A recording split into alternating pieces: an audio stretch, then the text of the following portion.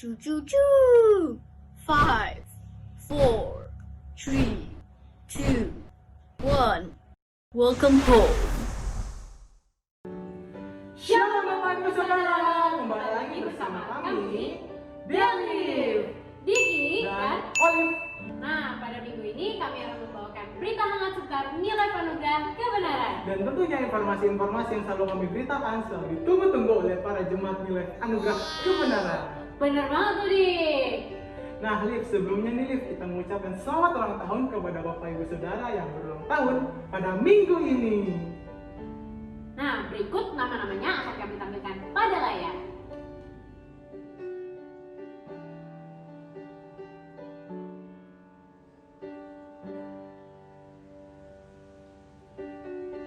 Nah, Liv, selanjutnya nih Liv, ada apa nih Liv? Nah, selanjutnya kita akan ada doa revival nih, Dik. Benar banget. Nah, doa revival ini akan kita adakan hari Rabu jam 7:30 malam. Dan kami mendorong Bapak Ibu Saudara untuk kita sama-sama berpartisipasi dalam doa. Dan dalam doa ini kita sama-sama membangun hubungan kita dengan Tuhan, berkomunikasi dengan Tuhan, dan pekakan suara Roh Kudus. Benar banget tuh, Dik. Nah, selanjutnya kita akan ada acara apa lagi nih, Dik? Selanjutnya kita ada Our Home episode ke-4. Dari hari apa sih, Liv? Nah, Our Home akan diadakan hari Kamis tanggal 24 September Pada jam 8 malam. dan tentunya di... YouTube New Life Anugerah Kebenaran. Dan kami mendorong Bapak Ibu Saudara untuk menyaksikan Our Home ini. Nah, selanjutnya setelah kebaktian ini kita akan ada Little Disciples nih, Dik. Dan ini selalu ditunggu-tunggu oleh adik-adik kita. Dan jangan lupa ya adik-adik untuk nonton Little Disciples. Benar banget. Nah, Little Disciples ini akan diadakan jam 5 sore di YouTube New Life Anugerah Kebenaran. Kami mengundang Bapak Ibu untuk mengingatkan anak-anaknya untuk mengikuti ibadah Little Disciples. Benar banget tuh, Dik. Nah, bagi Bapak Ibu Saudara yang belum subscribe, jangan lupa subscribe ya. Dan jangan lupa tekan tombol notifikasi untuk mengikuti update-update terbaru dari New Life Anugerah Kebenaran. Nah, sekian informasi yang dapat kami sampaikan. Saya Olive. Saya Diki, kami Delif, pamit undur diri. Selamat hari Minggu. Tuhan Yesus memberkati. Bapak, terima kasih Tuhan buat sore hari ini Tuhan. Kalau kami bisa kumpul Tuhan sama-sama Bapak di tempat ini Tuhan, untuk menyembah Engkau Tuhan, untuk mendengarkan firman-Mu Tuhan hari ini Bapak. Tuhan, kami datang Tuhan hari ini Tuhan ke hadapan Engkau. Kami bawa Tuhan hati kami Tuhan. Kami letakkan Tuhan di bawah kaki-Mu Tuhan. Kami mau menyembah Engkau Tuhan hari ini Bapak. Biar hati yang terbuka Tuhan. Kami mau fokus Tuhan menyembah Engkau Tuhan malam hari ini. Roh Kudus, biar Kau yang bekerja bebas Tuhan, jamah setiap hati di tempat ini hari ini Bapak. Kami undang hadirat-Mu Tuhan, mengalir Tuhan, menjamah setiap hati Tuhan, memulihkan setiap hati Bapak di tempat ini Tuhan. Terima kasih Bapak, di dalam nama Tuhan Yesus kami berdoa.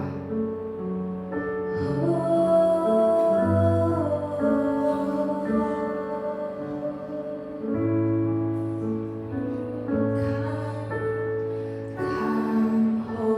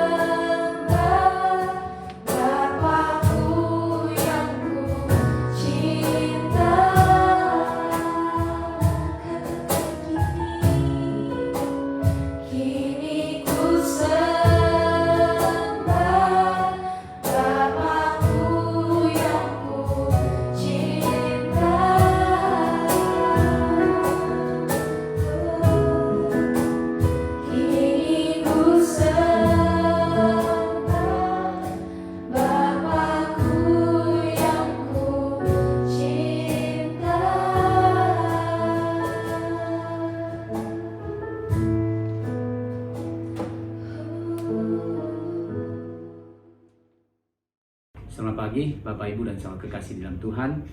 Gak terasa kita ketemu lagi dan pada waktu dan kesempatan ini kita mau sharing tentang persembahan perpuluhan. Nah, kenapa kita persembahan perpuluhan? Mari kita buka sama-sama di firman Tuhan 1 Timotius 6. Ya, 1 Timotius 6 ayat 9 sampai 10. Ya, saya akan bacakan. Tetapi mereka yang ingin kaya terjatuh ke dalam pencobaan, ke dalam jerat dan ke dalam berbagai-bagai nafsu yang hampa dan yang mencelakakan, yang menenggelamkan manusia ke dalam keruntuhan dan kebinasaan. Karena akar dari segala kejahatan ialah cinta akan uang. Sebab oleh memburu uanglah beberapa orang telah menyimpang dari iman dan menyiksa dirinya dengan berbagai-bagai duka. Jadi, kalau kita cinta uang dan kita kejar terus si uangnya itu, nah itu sebenarnya adalah keruntuhan dan kebinasaan.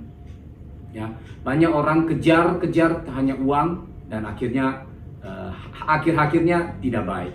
Nah, Tuhan memberikan firman Tuhan ini kepada kita supaya kita bagaimana cara mengelola dengan baik, ya. Bagaimana cara kita supaya kita tidak cinta akan uang, tetapi kita memang butuh uang untuk kita pakai. Nah, Tuhan mengajarkan kepada kita bahwa kita memberikan perpuluhan, kita memberikan persembahan, itu Tuhan sedang mengolah hati kita, mengajar hati kita bahwa kita tidak cinta uang. Karena kalau kita bicara perpuluhan, angkanya cukup besar.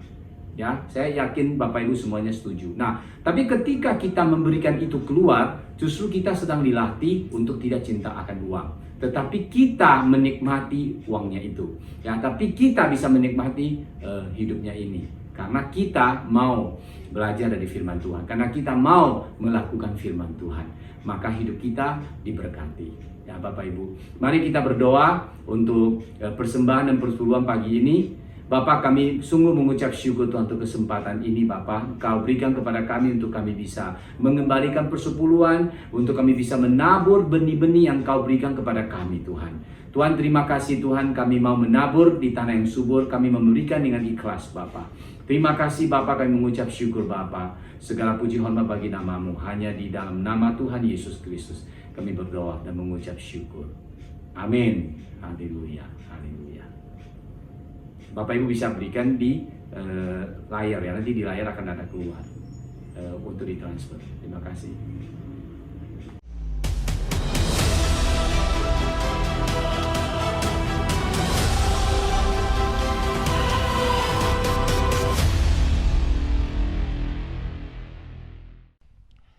Selamat pagi saudara-saudara ya, saya mengucap syukur saya hari ini bisa sampaikan firman Tuhan kepada saudara-saudara ya.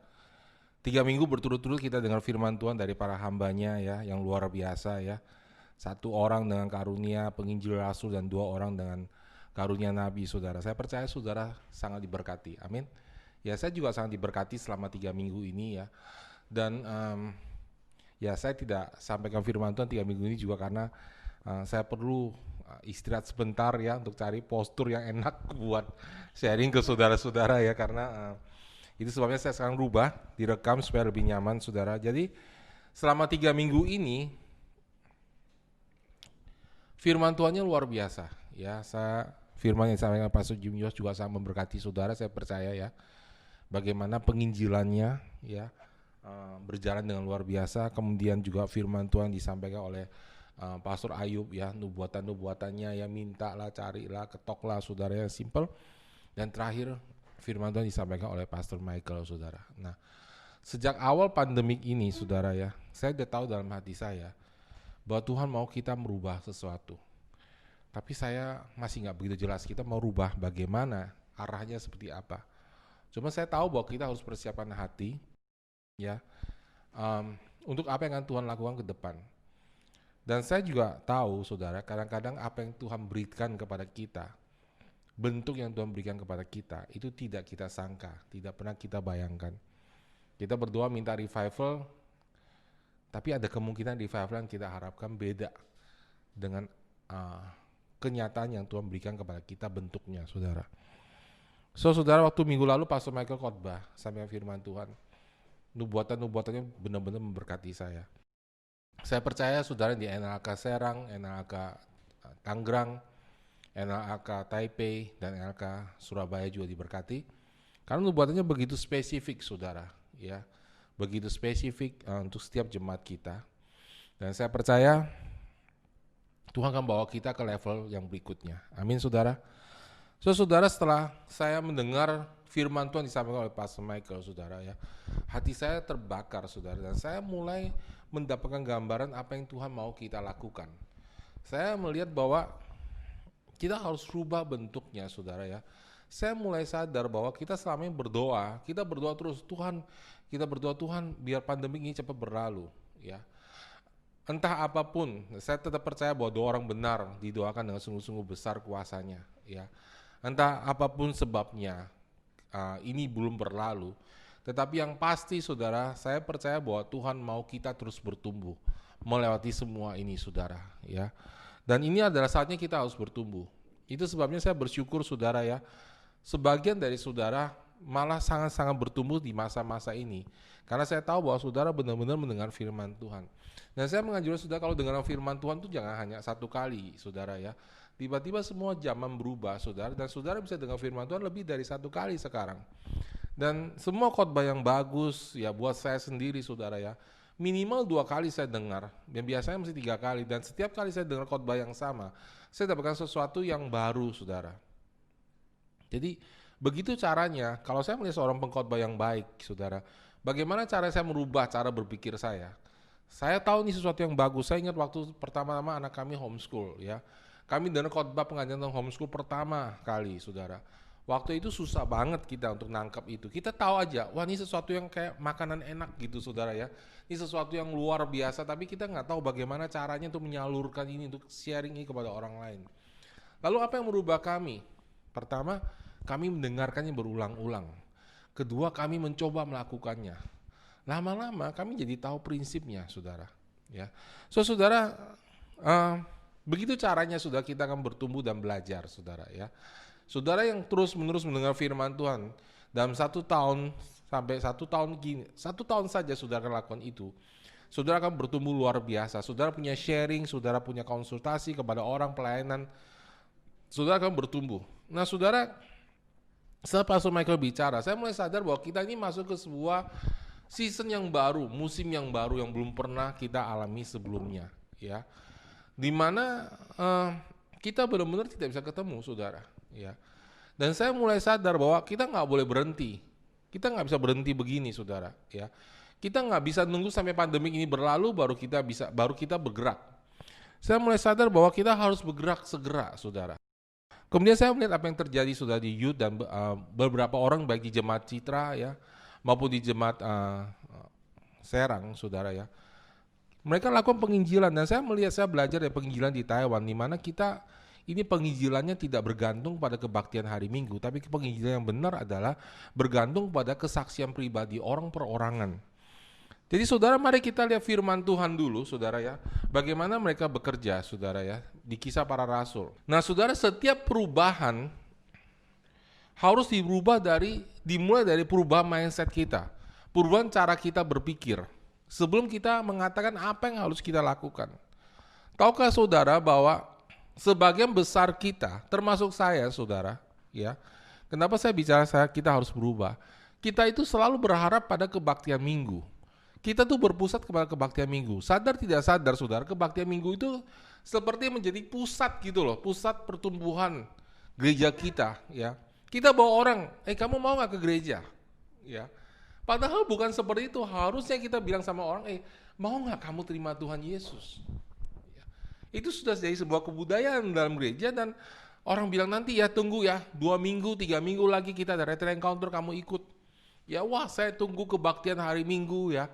Nah, saudara, mari kita lihat di Alkitab, saudara. Mari kita buka firman Tuhan. Kita mulai dari Kisah Para Rasul 2 ayat 37. Mari kita baca Kisah Rasul 2 ayat 37. Ketika mereka mendengar hal itu, hati mereka sangat terharu. Lalu mereka bertanya kepada Petrus dan rasul-rasul, apakah yang harus kalian perbuat, saudara-saudara? Ketika kita mulai menginjil, saudara, mereka gak punya gereja. Mereka gak punya gedung gereja. Mereka juga gak tahu hari itu berapa orang yang bertobat, saudara. Gak ada. Mari kita buka pikiran kita, saudara. Dan kita bayangkan apa yang terjadi sama mereka. Dan kita coba kembali, biar Roh Kudus bikin saudara bayangan kembali apa yang terjadi masa itu. Petrus berdiri berkhotbah, saudara ya. Dan mendengar hal itu hati mereka sangat terharu, sangat tercekam, sangat tertemplak, saudara. Lalu mereka bertanya pada Petrus dan rasul-rasul, apa yang harus kami perbuat, saudara-saudara? Saudara, ini luar biasa, saudara. Ini pekerjaan Roh Kudus.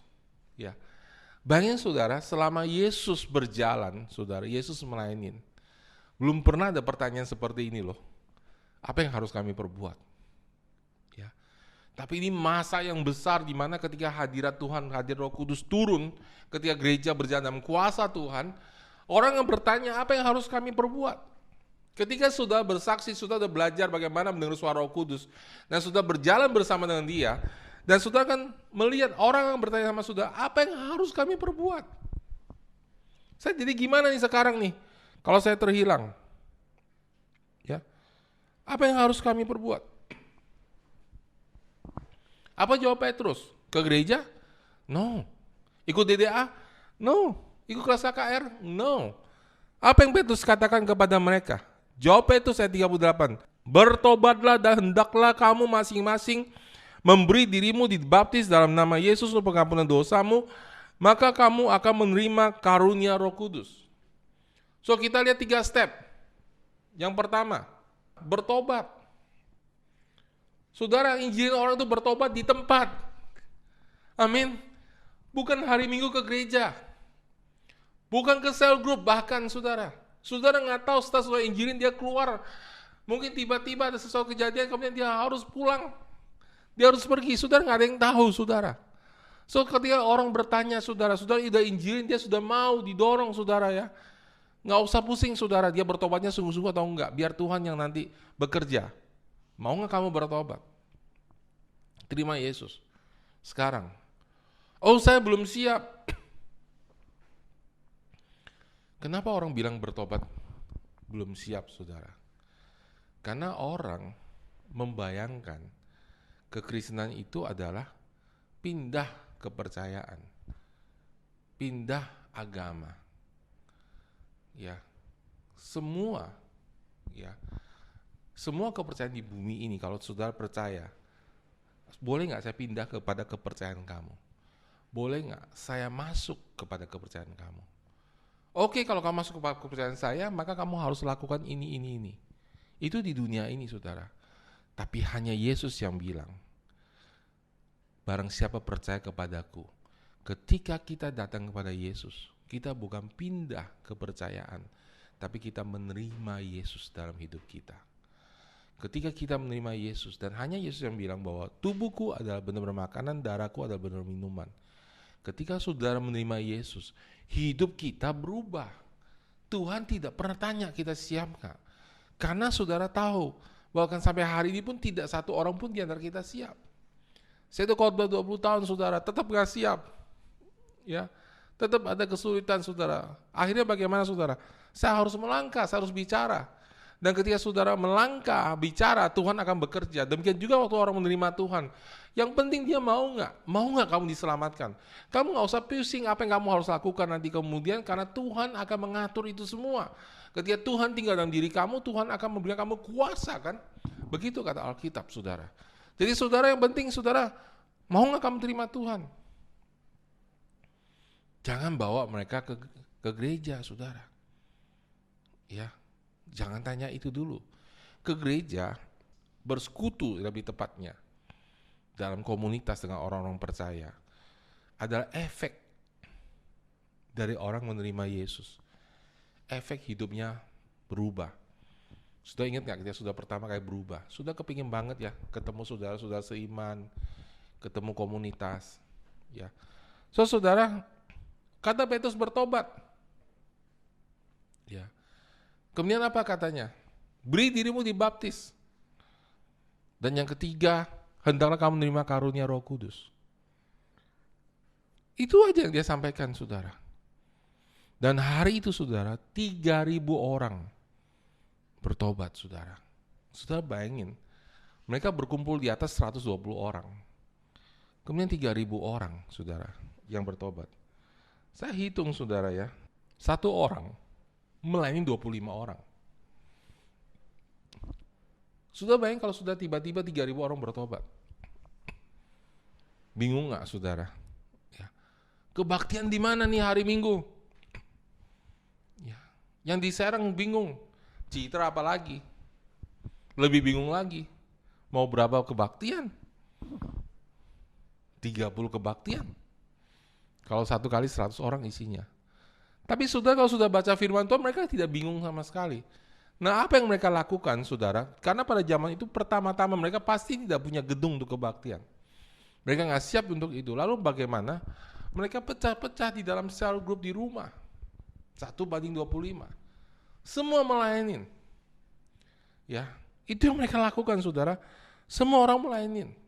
Dan pasti mereka tidak ada Zoom meeting karena waktu zaman itu nggak ada Zoom, saudara. Ya, jadi semua orang harus bergerak, semua orang harus siap. Ya. Kemudian apa yang terjadi, saudara? Di Kisah Rasul 2:46 dikatakan, dengan bertekun dan sehati mereka berkumpul tiap-tiap hari dalam bait Allah. Mereka memecahkan roti di rumah masing-masing secara bergilir dan makan bersama-sama dengan gembira dan tulus hati. Saudara tanya, mana mungkin Pak ngumpul tiap hari, kita sibuk. Saudara jangan salah, saudara. Saya percaya, saudara, waktu itu juga mereka sibuk, saudara. Mereka nggak punya alat canggih kayak kita, mereka nggak punya handphone untuk bisa telepon, mereka nggak punya mobil, saudara, untuk cepat sampai ke satu tempat. Jadi walaupun pekerjaannya kelihatannya sedikit dibanding zaman sekarang, tapi mereka pasti sibuk. Karena semuanya harus bergerak, saudara. Ya. Tapi kenapa mereka bisa bertemu setiap hari? Saya percaya suatu hari gereja akan dipulihkan seperti itu. Kenapa, saudara? Karena apinya Tuhan, saudara, membakar hati kita. Sehingga kita rindu bertemu, ya. Saudara, waktu saya bertobat, saudara, ya, waktu saya pertama kali kenal Tuhan, saudara, ya, saya lewatin satu gereja, saudara, ya. Waktu itu saya nggak boleh ke gereja, saudara, sama orang tua saya. Dan saya ke gereja, dan saya cuma lihat salibnya aja. Waduh, tuh hatinya adem banget, saudara, ya. Kepingin banget masuk ke situ, saudara. Ya, kalau bisa, ya, makan di situ, tidur di situ, setiap hari main di situ. Kenapa, saudara? Karena api Tuhan membakar hati kita. Itu kerinduannya normal, saudara. Dan mereka setiap hari memecah roti di rumah masing-masing, bergilir makan bersama-sama dengan gembira dan tulus hati sambil memuji Allah. Dan mereka disukai semua orang, dan tiap-tiap hari Tuhan menambahkan jumlah mereka dengan orang-orang yang diselamatkan. Ya, apinya itu begitu besar. Sehingga ketika orang bertobat itu berubahnya drastis, saudara, waktu itu. Nah, saya percaya, saudara, kalau kita menjaga hati kita, api Tuhan akan membawa jemaat kita masuk ke situ. Amin. Tahun ini adalah tahun apostolik dan profetik. Apa itu apostolik, saudara? Apostolik artinya semua bergerak. Itu artinya semua jemaat bergerak, saudara. Ya. Profetik artinya apa, saudara? Dituntun oleh Roh Kudus. Saudara, dan tidak ada yang nyangka, saudara, bahwa tahun ini, saudara, di dunia ini adalah tahun pandemik, saudara. Tapi buat kita, ini tetap tahun apostolik dan profetik. Ya. Tiba-tiba, saudara, ya. Tiba-tiba, saudara, semua berubah. Tiba-tiba, saudara tidak bisa lagi berfokus pada kebaktian hari Minggu. Sudah tidak bisa berfokus saya pada gedung, saudara. Dan tiba-tiba, saudara tidak lagi bisa berharap pada gembala, ya, pastor, ya. Tiba-tiba saya nggak bisa kunjungi saudara-saudara kita di Taiwan dan di Surabaya. Mereka nggak bisa lagi berharap pada kunjungan pastep, ya. Bahkan saya nggak bisa kunjungin jemaat di Serang, jemaat di Citra, ya. Bahkan waktu kebaktian kita di Youth, waktu anak-anak muda masuk, saya nggak masuk, saudara. Nah, saudara, tiba-tiba Tuhan membawa kita, mau nggak mau kita harus berubah, seperti apa yang dilakukan di dalam Kisah Para Rasul. Dan inilah yang harusnya kita lakukan. Amin, saudara, ya. So, saudara, mari kita rubah cara berpikir kita, saudara. Mari kita tidak lagi menunggu kapan ya kebaktian hari Minggu. Kapan ya kita berkumpul lagi. Saya juga suka itu, saudara juga suka itu, saya tahu. Saya rindu sekali berkumpul sama saudara. Tapi saudara, sekarang ini bukan waktunya lagi. Kita nggak bisa nunggu, saudara. Pandemi kapan selesai, saudara. Sekarang waktunya Tuhan pakai saudara. Setiap kita sekarang harus berubah dengan mengharapkan, waduh, nanti kapan ya tim pastoral datang, kapan Pak Coeng datang ajarin saya untuk pelepasan, kapan Pak Kar datang ya ngajarin saya untuk nubuatan, kapan Pak Sep datang, kapan Pak Salim datang gembalakan saya. Kita harus rubah ya. Bahkan itu yang terjadi di Taiwan, saudara. Ya. Tiba-tiba Tuhan melawat, saudara, dan jemaatnya berubah.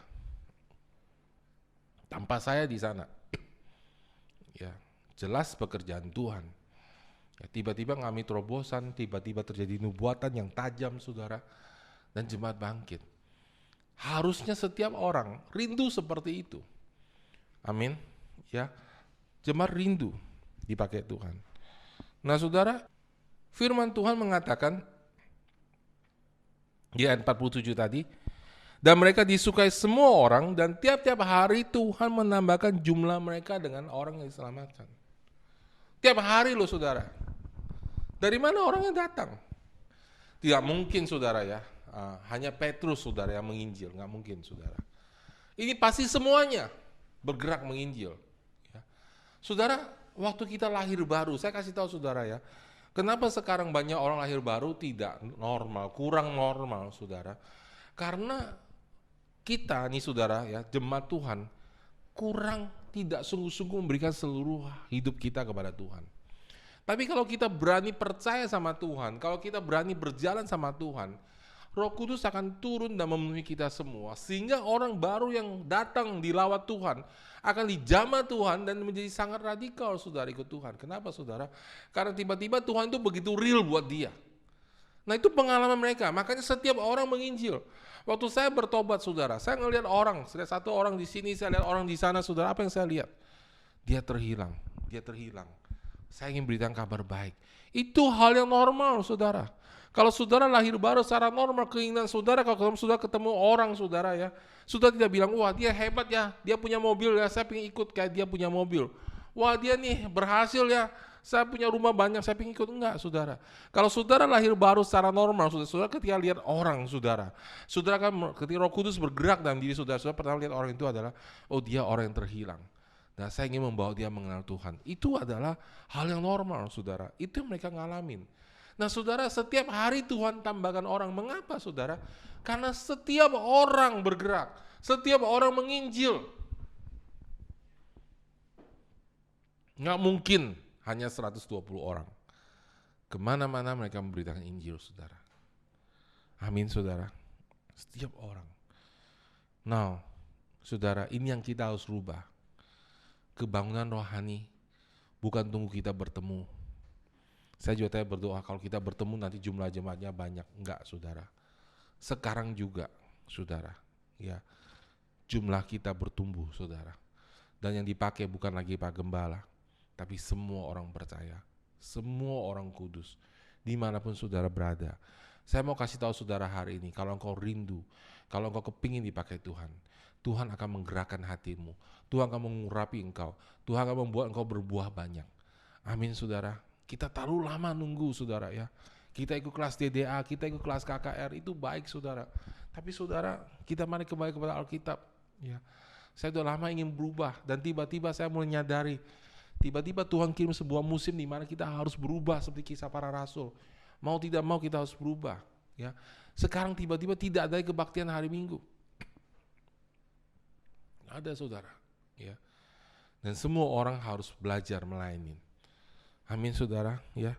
So, saudara, itu yang terjadi, saudara, dan setiap orang melayani, ya. Nah, saudara, gereja ini sekarang ini sudah berpikir bahwa oh yang diurapi itu hanya pastor. Mari kita baca saudara Roma 1 ayat 5. Dengan perantaraannya kami menerima kasih karunia jabatan rasul untuk menuntun semua bangsa supaya mereka percaya dan taat kepadanya. Kamu juga termasuk di antara mereka, kamu yang telah dipanggil menjadi milik Kristus. Kepada kamu, ayat 7 saudara penting banget, kepada kamu yang tinggal di Roma yang dikasihi Allah, yang dipanggil dan dijadikan orang-orang kudus. Kasih karunia menyertai kamu dan damai sejahtera dari Allah Bapa kita dan dari Tuhan Yesus Kristus. Dibilang apa, saudara? Kepada kamu sekalian tinggal di Roma yang dikasihi Allah, yang dipanggil dan dijadikan orang-orang kudus. Jadi saudara, siapa itu orang kudus? Bukan pastor, saudara. Bukan hanya pastor, saudara. Tapi semua orang yang telah percaya pada Yesus Kristus, lahir kembali, disucikan oleh darah Yesus, saudara adalah orang kudus. Pak, saya masih punya kelemahan. Iya, saya pernah ajarkan saudara. Tapi yang Tuhan judge, yang Tuhan nilai adalah rohmu yang lahir baru, adalah perubahan identitasmu. Tuhan tidak melihat perbuatanmu, saudara. Ya, karena kata kebenaran itu adalah identitas, saudara. Itu adalah kata benda, saudara. Ya, sebuah status, saudara. Ya, suatu saat nanti saya akan jelaskan, saudara. Ya, demikian juga, saudara, dosa adalah sebuah status, kondisi orang berubah identitasnya. Dia menjadi pendosa, saudara. Ketika saudara bertobat kenal Yesus, saudara menjadi orang benar. Di mana orang benarnya, saudara? Dalam hati saudara, di dalam manusia roh saudara. Saudara sudah dicucikan oleh darah Yesus sekali untuk selama-lamanya, saudara. Makanya Paulus ngomong kepada orang-orang di Roma, kamu semua adalah orang kudus. Berarti semua yang dia tulis surat ini, saudara, mereka akan disebut orang kudus, saudara. Apakah mereka nggak punya kelemahan? Oh, mereka punya kelemahan. Karena jelas di Roma 6, Paulus mengatakan, tidak tahukah engkau bahwa engkau telah mati bagi dosa dan engkau dibangkitkan bersama dengan Yesus. Berarti mereka nggak tahu kan, saudara? Berarti mereka masih ada berbuat salah kan, saudara? Masih ada berbuat dosa kan, saudara? Tapi Paulus mengatakan bahwa kamu adalah orang kudus, engkau adalah orang benar, saudara. Merubah tingkah laku kita dimulai dari pewahyuan tentang siapa kita dalam Kristus. Bukan dimulai dengan merubah perbuatan kita. Pengudusan yang sejati ada dimulai dari kita mengenal siapa kita dalam Kristus. Jadi mereka semua orang kudus, saudara. Jadi apa pekerjaan gembala, saudara? Apa pekerjaan pastor sebenarnya? Mari kita baca sama-sama Efesus 4 ayat 11. Dan ialah yang memberikan baik rasul-rasul maupun nabi-nabi, baik pemberita-pemberita Injil maupun gembala-gembala dan pengajar-pengajar untuk memperlengkapi orang-orang kudus bagi pekerjaan pelayanan, bagi pembangunan tubuh Kristus, sampai kita semua telah mencapai kesatuan iman dan pengetahuan yang benar tentang anak Allah, kedewasaan yang penuh, dan tingkat pertumbuhan yang sesuai dengan kepenuhan Kristus. Sehingga kita bukan lagi anak-anak yang diombang-ambingkan oleh rupa-rupa pengajaran, oleh permainan palsu manusia dan kelicikan mereka yang menyesatkan, tetapi dengan teguh berpegang kepada kebenaran dan kasih, kita bertumbuh dalam segala hal ke arah Dia. Kristus adalah kepala. Apa kata firman Tuhan, saudara? Dikatakan bahwa Tuhan memberikan rasul, nabi, pemberita Injil, gembala, dan pengajar. Amin, saudara. Untuk apa? Nah, ini yang kita bayangkan di gereja ini. Dia gembala, dia harus melayani dong. Pak Gembala harus kunjungin saya dong waktu sakit. Itu benar waktu pertama kali. Ya. Pak Gembala harus kunjungin saya dong, saya perlu perhatian. Itu benar waktu pertama kali. Seperti saya punya anak, saudara, masih kecil, saudara. Dia nangis, saya kasih minuman, saya sediakan susu, saya bikin. Tapi setelah 5 tahun, 6 tahun, saudara, dia lapar, dia harus ngomong saya lapar. Dan dia harus bisa masukin makanan ke mulutnya sendiri. Bahkan Tuhan memberikan burung-burung makanan, saudara, tapi Tuhan tidak suapi mulut mereka. Mereka harus ambil cari makanan itu, saudara. Begitu juga ketika kita percaya pada Yesus, saudara, kita harus menjadi pelaku firman. Kita harus menjadi orang dewasa. Kadang-kadang, saudara, seperti itu ada orang perhatikan saudara. Nggak ada yang care sama saudara. Saya mau kasih tahu saudara kebenarannya. Semua orang percaya pasti pernah mengalami itu. Saudara setuju nggak? Kalau saudara setuju, sudah bilang amin. Ya, sudah tulis itu. Pasti pernah mengalami suatu saat di mana saudara sendiri, seperti nggak ada yang perhatiin saudara, nggak ada yang negur saudara, tiba-tiba bahkan orang paling dekat pun lupa ulang tahun saudara. Ya, semua pernah. Kenapa, saudara? Karena ujian kesendirian adalah ujian untuk kita menjadi pemimpin, untuk menjadi orang dipakai Tuhan. Orang yang dipakai Tuhan harus bisa stand alone, bisa berdiri sendiri. Akan ada masa seperti itu dalam hidup kita. Jadi saudara, kita semua harus dewasa. Ketika orang nggak perhatikan saya, saudara harus bilang, ya, saya tetap tidak peduli orang tidak perhatikan saya tetap melayani di hadapan Tuhan. Saya tetap mendengar firman Tuhan. Saya tetap melayani, saya tetap pergi menginjil. Saya ketemu orang yang dulu bilang, oh saya di gereja nggak ada yang perhatiin. Kemudian setelah dia kerja di luar, saudara, dia omong persis yang sama. Di tempat kerja saya nggak ada yang perhatiin. Saudara, kita menjadi anak Tuhan yang dewasa bukan untuk terus diperhatikan. kita diajar Tuhan untuk memberi, memperhatikan orang lain, saudara.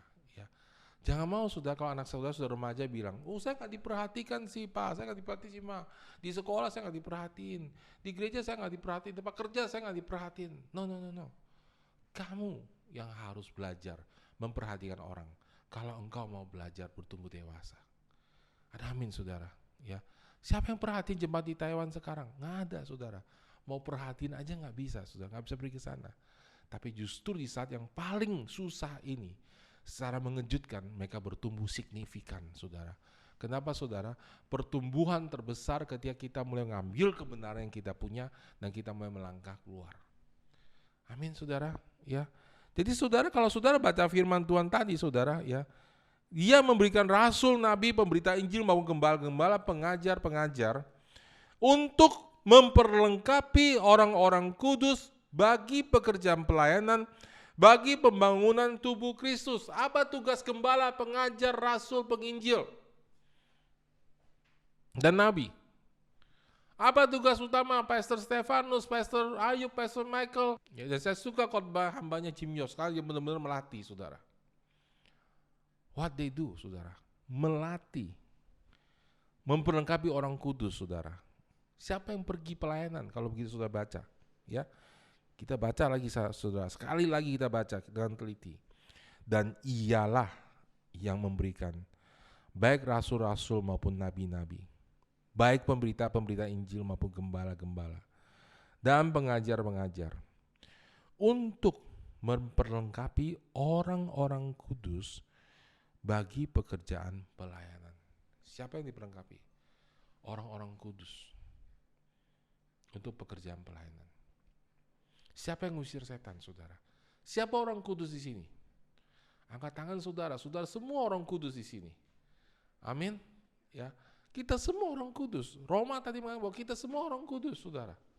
Semua saudara yang sudah percaya Yesus, sudah percaya Roh Kudus tinggal dalam diri saudara, berarti sudah percaya bahwa sudah orang kudus. Karena nggak mungkin Roh Kudus tinggal dalam diri saudara kalau sudah bukan orang kudus. Kita semua orang kudus. Kita pergi melayani. Amin, saudara. Terus tugas gembala apa, saudara? Gembala berjalan di depan, pengajar berjalan di depan, rasul nabi berjalan di depan. Dia yang pertama ngalamin, ya, anak saya pertama homeschool, saya harus belajar bagaimana ngajar anak saya homeschool. Kemudian para tim pastoral ikut, dan sekarang jemaat ikut.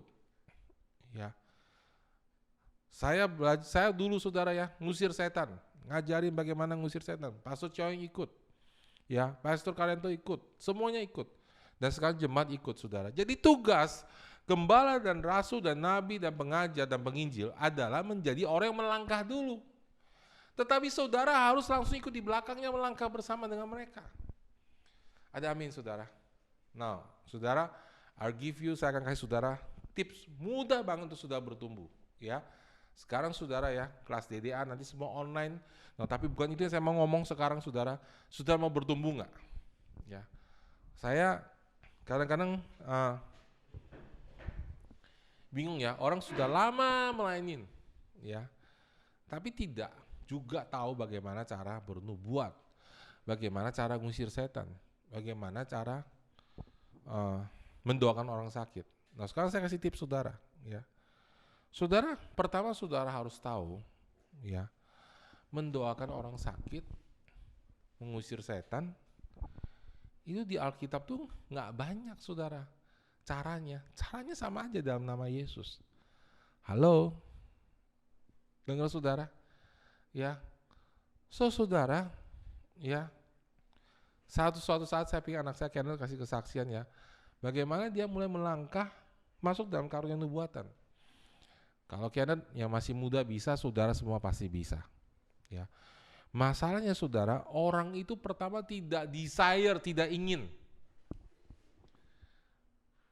Amin. Ya. Saudara kepingin nggak dipakai Tuhan? Halo. Amin saudara. Kalau saudara pengen dipakai Tuhan, katakan amin saudara. Ketik amin saudara.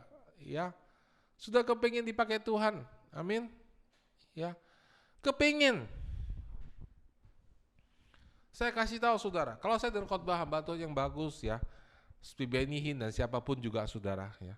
Dan ketika saya dengar itu, saya coba membayangkan bahwa saya dipakai Tuhan. Bukankah Alkitab bilang inginlah akan karunia rohani? Saudara kepingin gak sih dipakai Tuhan? Kalau saudara gak kepingin, gak ada obatnya. Harusnya setiap kali saudara dengar kesaksian, saudara gak bilang ini, oh bagus ya, luar biasa ya. Bukan saudara. Tujuan setiap kesaksian ada membangkitkan appetite, kerinduan rohani saudara, ya, appetite saudara ya, kerinduan rohani saudara untuk mendapatkan sesuatu. Jadi kalau sudah dengar khotbah Jim Yos, khotbahnya Pastor Michael atau siapapun, ya kesaksian, ya kesaksian penginjilan, kesaksian orang sakit doain sembuh, saudara respon yang benar, pertama-tama saudara harus bilang gini, Tuhan itu aku. Saya mau seperti dia. Tanpa itu, saudara nggak akan kerja, nggak akan kemana-mana. Ya, nggak akan kemana-mana. Saudara kepingin, oke? Kemudian, jadi saudara nomor satu, saudara harus kepingin, saudara. Ya, punya passion untuk mengejar itu. Ya, saudara harus kepingin punya passion untuk mengejar itu. Ya. Nomor dua, jadi saudara, saya kasih tahu saudara ya, semua pelayanan sama aja.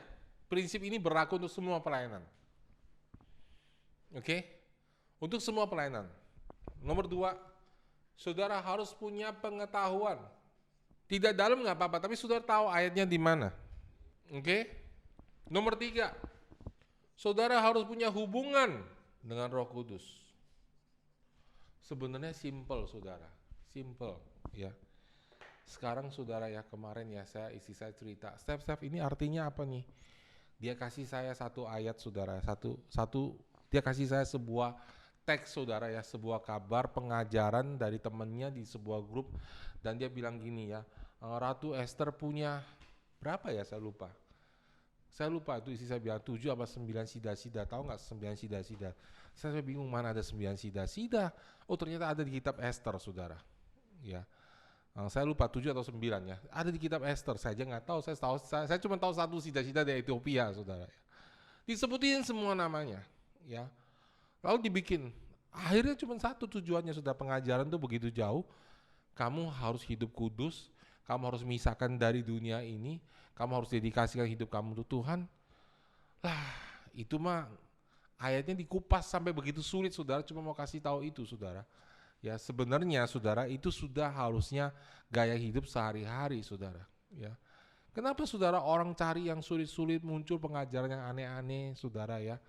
Sekarang ya pengajaran aneh-aneh ya. Wah, ada kejadian ini, tahu nggak di akhir zaman atau sudah tiba atau enggak? Kenapa saudara? Karena orang ya tidak mengalami Tuhan. Orang Kristen sudah dalam Tuhan tapi kurang, pengalaman bersama Tuhannya turun. Dan akhirnya mereka cari pewahyuan yang aneh-aneh, yang sulit-sulit saudara, yang dicari. Yang simple nggak mau. Padahal Alkitab itu simple. Maka dia bingung baca Alkitab. Kenapa saudara? Karena dia tidak mengalami. Dia tidak mengalami saudara. Nah saudara, Kenneth cerita saudara, ya, dia teks saya, Pak katanya, saya akhir-akhir ini baca Alkitab Pak, kok jadi hidup banget. Ayat yang sama yang dia baca dulu sehari-hari. Kenapa jadi hidup saudara? Saya mau kasih tahu saudara, karena dia sekarang jadi pelaku firman dan dia ngalamin kehidupan bersama dengan Tuhan saudara. Ya, jadi saudara harus punya hubungan dengan Roh Kudus. Itu aja. Coba saya tanya saudara, ya, ngusir setan gimana sih rumusnya di Alkitab, ada nggak? Ya, dulu saya ingat ada orang datang ya, mau doain orang sakit saudara ya, aneh banget saudara ya, dikerok saudara, ya, dalam nama Yesus dipijat gitu ya, pijat rohani saudara, ada yang begitu, ya itu mantan dukun bertobat jadi begitu saudara, ya, tidak merubah cara berpikirnya. Kenapa saudara? Karena doain dalam nama Yesus nggak sembuh-sembuh, jadi cari cara lain. Wah kamu nih kurang nih, kamu di rumah masih punya ini, kamu belum beres ini, terus aja itu yang dikejar. Ya, kamu masih belum mengampunin orang, kamu masih punya pahit hati. Makanya kamu nggak sembuh. Saya mau tanya sama saudara sekarang, ayo kita baca Alkitab. Pernah nggak Yesus bilang orang sakit hati, orang sakit datang pada Yesus bilang, Tuhan aku mau sembuh. Pernah nggak Tuhan bilang, kamu masih pahit hati? Cari satu ayat. Ya pernah. Of course mereka lah pahit hati lah, saudara, mereka belum kenal Tuhan. Dan Tuhan nggak pernah bilang kamu harus ngampunin dulu. Right? Dalam prakteknya, ya Tuhan doakan mereka sembuh. Setelah itu Tuhan bilang kamu harus ngampunin. Ya kan? Cerita raja itu apa, saudara? Raja itu mengampuni orang berhutang kepada dia, betul nggak? Baru kemudian orang itu harus mengampuni orang lain. Kita nggak bisa memberi sebelum kita menerima. Jadi saudara, kalau doain orang sakit, orang belum kenal Tuhan, bagaimana suruh dia ngampunin, saudara, kalau dia belum kenal kasih karunia Tuhan? Gak pernah Tuhan lakukan itu. Tapi karena nggak sembuh-sembuh, saudara, kita mulai cari cara lain. Mulai cari pengajaran aneh-aneh. Pak, aku nggak bisa pak doain orang. Ajarin dong aku cara ngusir setan. Ya dari dulu sampai sekarang caranya seperti itu aja, saudara. Ya, apa sih yang bedakan, saudara? Mereka orang yang dipakai Tuhan luar biasa di Kisah Para Rasul dengan kita. Apa yang bedakan mereka, saudara, dengan kita, saudara? Ya, hamba-hamba yang dipakai oleh Tuhan, saudara. Ya, perbedaannya, saudara. Ya, nah kalau kepingin, kita semua kepingin, saudara. Mestinya begitu, ya. Kalau saya tanya kepingin nggak sudah dipakai Tuhan, mestinya semua akan bilang kepingin. Tapi karena kepingin lama-lama nggak jadi, saudara, kepinginnya itu bisa turun. Ya, mulai cari yang pengajaran yang aneh-aneh, saudara. Ya, nah sebenarnya saudara, pertama saudara harus punya pengetahuan firman Tuhan. Amin. Ya, semua orang yang mau dipakai Tuhan, dengar baik-baik, saudara. Saudara harus baca firman Tuhan. Saudara harus dengar firman Tuhan, saudara harus dengar pengajaran, dan terutama saudara harus baca firman Tuhan. Bagaimana saudara bisa dipakai Tuhan kalau saudara nggak ngerti firman Tuhan? Nggak real, saudara. Saudara nggak fair bilang Tuhan pakai saya. Tuhan bilang ini firmanku, baca. Saudara nggak mau baca, karena saya nggak ngerti Tuhan. Nggak fair, saudara. Kalau mau dipakai Tuhan, baca firman Tuhan. Amin. Nah, saudara sudah baca firman Tuhan, Pak, saya sudah baca firman Tuhan. Saudara harus punya sudah punya pengetahuan sekarang, kemudian saudara punya hubungan dengan Roh Kudus. Berbahasa roh setiap hari. 1 jam. Sudah baca firman Tuhan, sudah berbahasa roh. Apa yang kurang, Pak? Kenapa saya belum ngalamin? Yang keempat, saudara, ya. Saudara harus simple banget lakukan.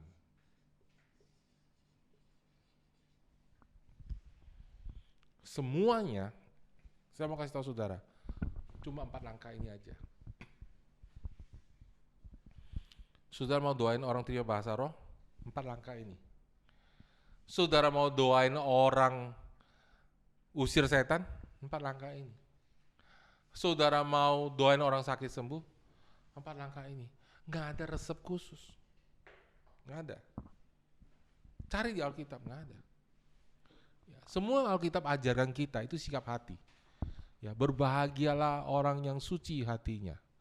Berbahagialah orang yang lapar dan haus akan kebenaran. Semuanya itu. Yesus ngajarin kalau setan ini kamu usir dengan jurus pedang bermata 2. Nggak ada, saudara. Ya. Semua sama caranya. Di dalam namaku. Kalau kamu usir setan, kamu numpang tangkal seorang sakit dan orang itu akan sembuh. So, saudara, pertama saudara harus kepingin. Amin. Ya. Kedua, punya pengetahuan. Loh iya dong. Paling nggak sudah tahu ayatnya dong. Ya. Terus saya ceritakan saudara. Pertama kali saya ngusir setan. Saya kepingin, saudara. Ya. Pertama kali saya ingin doain orang rebah. Dan saya mau kasih tahu saudara, hal-hal seperti itu sudah minta sama Bapak saudara. Itu sah-sah aja. Bukankah Pastor Ayub juga bilang kita harus minta, ya? Di dalam firman Tuhan kan, mintalah maka kamu akan diberi, ya. Sah-sah aja, saudara. Saya ingin ngusir setan. So, saudara, saya beli satu buku, saya masih ingat, saudara, judul bukunya Babi-babi di Ruang Tamu. Ya, saya buka buku itu, saya baca, saudara. Ya, Diceritakan, sebenarnya agak rumit sih, kalau sekarang saya lihat lagi rumit. Tapi nggak apa-apa, waktu itu saya cuma pengen aja. Waktu itu saya belum bertumbuh seperti sekarang, banyak hal saya juga nggak mengerti seperti sekarang. Kemudian setelah saya baca, oh usir setan gini, tumpang tangan. Ya kalau setan tuh kasih nama aja. Waktu itu saya belajar begitu saudara ya. Kalau setannya kepahitan namanya roh kepahitan ya. Kalau dia rokok mungkin namanya gudang garam gitu ya. Apa aja itu benar sudah diajar begitu, sesuai itu ya. Walaupun sebenarnya tidak harus begitu saudara. Kemudian saya bertumbuh, saya tidak harus begitu saudara ya. Saya ingat dulu waktu saya datang ke sebuah persekutuan yang khusus pelayanan pelepasan saudara ya. Sudah tahu Siampo Rejoice ya. Siampo Rejoice itu ada lambang Protect and Gamblers, so PNG itu saudara ya. Itu sebenarnya itu mereka sebagian uangnya mereka berikan kepada gereja setan. Itu katanya begitu saudara ya. Tapi yang intinya adalah mereka sampai usir roh Rejoice keluar dalam nama Yesus gitu. Ya. Saya lihat, saya tuh belajar semua itu saudara. So, suatu hari saya kepingin melakukan. Saya pulang ke kos saya, ada satu orang bapak-bapak saudara. Ya. Dia orang Kristen dari suku Nias, ngerokok saudara. Dan saya kepingin ngusir setan itu. Saya bilang, Pak, Bapak pengen gak lepas dari ini? Oh ya mau. Ya. Dia isep rokok sekali, tarik nafas yang panjang dia buang. Ya. Saya bilang, sini saya doain dalam nama Yesus. Saya nggak ada contoh dari mana-mana saudara, cuma ada di buku itu aja. Nah saya ingat buku itu bilang kalau diusir setan kadang-kadang bisa memuntah. Saya thinking dalam nama Yesus, roh rokok, ya roh kretek mungkin ya, saya lupa saya ngomong roh apa waktu itu ya, apa roh tembakau apa saya lupa. Keluar dalam nama Yesus. Terus saya ingat, wah di situ dikatakan bahwa orang yang kerasukan setan itu bisa muntah. Saya bilang, Pak, Bapak mau muntah pergi aja ke wastafel. Iya dia lari ke situ saudara. Saya juga terkaget-kaget, dia juga kaget mungkin saudara ya. Muntahnya banyak saudara, keluar kuning-kuning saudara semua ya saudara ya. Itu pertama kali saya melakukan pelayanan pelepasan. Apa kuncinya saudara? Lakukan. Sudah tanya, Pak Step, rumus apa nggak ada saudara. Cuma tahu ayat-ayat di mana kita harus lakukan pelayanan pelepasan, terus lakukan. Kedua kali, ya, saya udah lupa keberapa kali saudara ya. Dulu di persekutuan banyak sekali doain orang ngusir setan saudara. Ya, ada satu orang dia bilang, teman saya masuk ke persekutuan, ya, dia bilang, saya sudah ngampunin orang itu sih, tapi saya masih benci sama dia. Kalau bisa tuh saya hilangin dia katanya, pengen dibunuh maksudnya. Ya, tapi saya udah ngampunin. Ya, saudara kalau melayani orang harus nangkep spiritnya, jangan nangkep apa yang dikatakan dengan mulut dia. Saya tahu dia belum ngampunin, walaupun mulutnya ngomong udah mengampunin. Kemudian saya doakan dia, saudara, ya, untuk mengucapkan sekali lagi pengakuan terima Yesus. Dan di tengah-tengah pengakuan itu, saudara, tiba-tiba dia melengking, sudah ketawa, hihihi, gitu, saudara ya. Dia laki-laki keluar suara nenek-nenek, saudara, ya. Bola putih saya mana, bola kristal saya mana, saudara ya. Wah, 4 orang pegangin dia, saudara. Dan itu kemudian sudah kami layanin dia pelepasan, ya. Langsung pergi nggak? Enggak. Tapi nggak apa-apa. Saya sudah punya pengalaman sekarang. Dan kalau sudah lakukan itu, makin sering, saudara makin bertumbuh kuasanya. Amin. Semuanya sama, saudara. Ya, sudah melatih, doakan orang terima baptisan Roh Kudus. Sudah harus tahu pengetahuan firman-Nya di mana. Amin. Dan kalau sudah punya tuntunan yang kuat dengan Roh Kudus, Tuhan juga akan bisa masuk secara spesifik. Bagaimana mendoakan dia? Saya punya satu teman kuliah saudara, namanya Robertus, saya masih ingat sampai sekarang. Orang yang kurus, putih, ya, jauh lebih putih dibanding saya, saudara. Halus, lebih halus di tangan saya, saudara. Ya, tapi orangnya diem. Terus waktu itu kelas DDA, saudara, kelas DDA, dia duduk di kelas itu, semua orang maju ke depan, terima bahasa roh, tapi dia nggak terima, saudara. Dia duduk diem aja, saudara. Kemudian saya datang pada dia, saya bilang, Robertus, kamu mau nggak terima baptisan Roh Kudus? Mau. Nah, kebetulan saya tahu dia orangnya introvert, pendiam, dan saya juga tahu dia orang pemalu. Dan Roh Kudus berikan saya ide. bawa dia ke belakang. Saya bawa dia ke belakang jauh sekali, satu ruangan di mana tidak ada orang lain dan hanya kita berdua, saudara. Ya, dan saya mulai ajarin dia apa gunanya bahasa roh. Saya ulang semua kelas DDA hari itu. Apa itu bahasa roh? Apa gunanya? Ya, dan kemudian saya tanya sekali lagi, kamu mau terima nggak? Mau. Dan saya doakan secara pribadi dan hari itu juga dia terima baptisan Roh Kudus. Dilayani satu persatu, saudara. One on one, saudara. Satu orang menghadapi satu orang. So simple sekali, saudara. Amin, saudara. Dan penting sekali, saudara, nomor 4, melangkah. Dengar, saudara, semakin saudara banyak belajar, saudara gak melangkah, saudara makin bingung nantinya. Amin. Sudah ngerti langkah, sudah tahu cara menginjil, melangkah. Amin, saudara. Ya. So, saudara, itu caranya, saudara. Jadi sekarang, saudara, saya mau tutup firman Tuhan hari ini, saudara. Ya. Bahwa setiap orang adalah pelayan. Amin. Katakan semua sama-sama, setiap orang adalah pelayan. Amin, saudara. Setiap saudara mau nggak dipakai Tuhan? Pertanyaan saya pertama. Ya. Kedua, semua saudara adalah orang-orang kudus. Semua saudara diurapi Tuhan. Bayangin, saudara, kisah para rasul. Dari mana mereka bisa bertambah orang setiap hari? Nggak mungkin para rasul melayani mereka setiap hari nginjil, karena para rasul juga harus persiapkan diri untuk sampaikan firman, pengajaran, banyak urusan, saudara. Ya, gereja kita, saudara, ya jumlahnya nggak sampai 3.000, saudara. Ya, saya saja sudah banyak urusan. Apalagi, saudara, kalau mereka 3.000 orang, pasti mereka banyak urusan, saudara, para rasul. Banyak hal mereka lakukan. Jadi siapa yang menginjil setiap hari? Jemaatnya tiap hari menginjil. Setiap hari Tuhan tambahkan orang. Setiap kita menginjil, saudara, kita sekarang mulai beriman, saudara, setiap minggu kita bertambah orangnya. Ada amin? Ya, setiap minggu kita bertambah orangnya. Ya, orang yang menginjil, saudara, dorong mereka untuk segera pergi menginjil.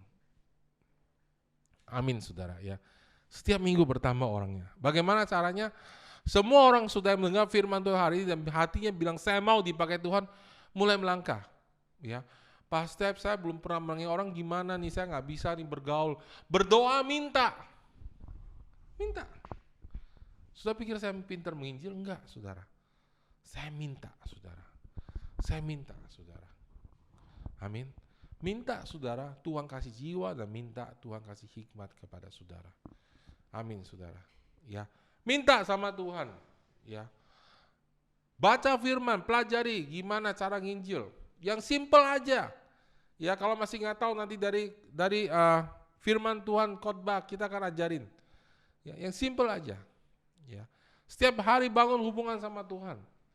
Tapi bangun hubungan sama Tuhan berarti kita juga harus menjadi pelaku firman. Amin, saudara. Ya. Setiap orang menjadi pelaku firman.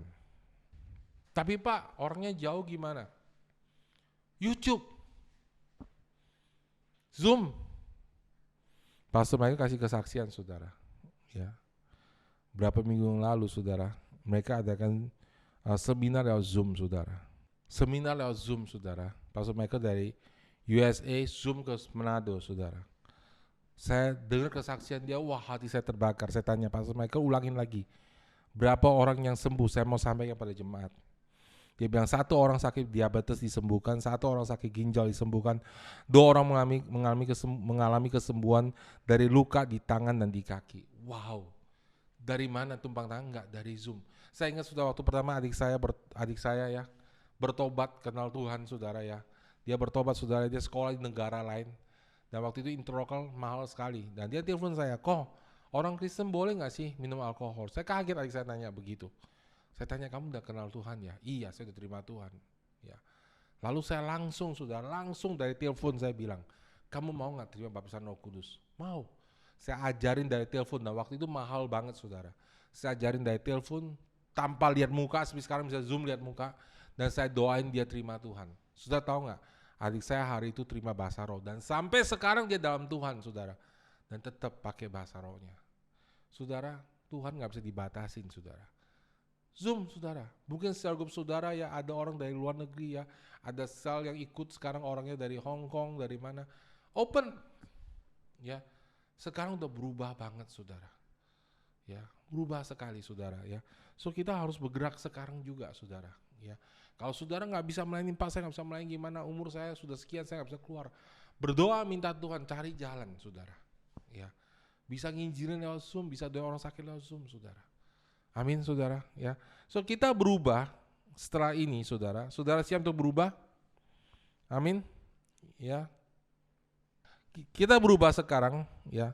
Kita berhenti menantikan kita bergerak setelah pandemi ini berlalu, tetapi kita segera bergerak. Ya. Kita berubah dari mengharapkan kebaktian hari Minggu sekarang menjadi kebaktian kebangunan rohani perorangan. Setiap orang harus mengharapkan Tuhan memakai dia. Setiap orang melangkah dengan iman dan minta Tuhan pakai dia. Ya. Dari kebaktian hari Minggu kita menjadi penjangkauan saudara pribadi. Dan memang itu yang dilakukan oleh Kisah Para Rasul ketika mereka menjangkau, tidak bawa orang ke gereja, tapi pribadi. Saya ketemu teman saya, misalnya, saya ketemu Vicky, saya tanya, kamu mau gak terima Tuhan Yesus? Saya ketemu Insan, saya tanya, mau gak kamu terima Tuhan Yesus? Pribadi per pribadi, saudara. Jadi saudara ya, beberapa minggu ini luar biasa ya, di Serang kita menangkan ada 4 orang dibaptis yang saya tahu saudara ya. Di Citra juga ada 1 orang dibaptis ya. Dan ada beberapa orang lagi juga menginjil saudara ya, dan sudah mendoakan terima baptisan Roh Kudus. Jadi apa yang harus saudara lakukan saudara? Pertama, setelah saudara menginjili orang itu saudara, setelah dia terima Tuhan Yesus, langsung saudara bawa dia untuk doa terima baptisan Roh Kudus. Amin saudara.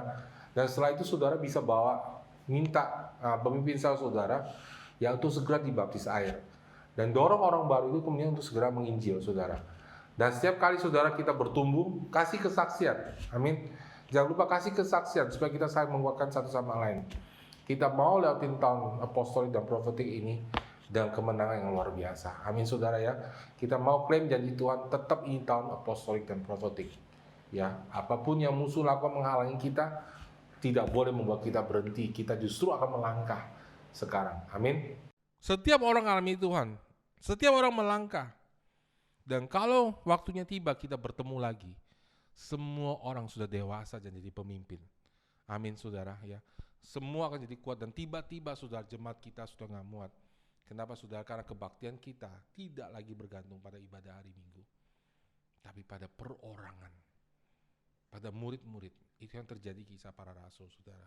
Kita buka hati kita dan katakan, Tuhan pakai aku Tuhan, berikan aku keberanian untuk melangkah. Berikan keberanian untuk melangkah dalam nama Tuhan Yesus. Tuhan, aku berdoa sayang Roh Kudus, Kau jamah hati kami semua, bakar hati kami semua. Saudara ya, saudara jangan bayangkan lagi saudara ya khotbah hamba Tuhan yang luar biasa, tapi bayangkan diri saudara, orang-orang yang di tempat bisnis, di sekolah, di kuliah, di mana pun sudah bayangkan saudara dipakai Tuhan luar biasa. Bayangkan sudah berdiri ngomong di depan 5 orang, 10 orang, 100 orang, dan Tuhan urapi saudara. Bayangkan saudara yang diurapi di kantor, saudara di sekolah, saudara mendoakan orang sakit dan mereka sembuh, dan mengusir setan dimanapun saudara berada. Tuhan, urapanmu saat ini turun Tuhan dalam nama Yesus. Dan Tuhan berikan kami hikmat.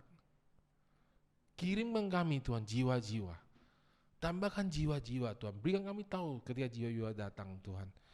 Dan kami mau melangkah dari hal yang paling kecil di dalam nama Tuhan Yesus. Ketika kami melangkah, kami tahu Engkau beserta dengan kami dan Engkau mengurapi kami. Terima kasih Bapa, dalam nama Tuhan Yesus kami berdoa dan mengucap syukur. Amin. Amin.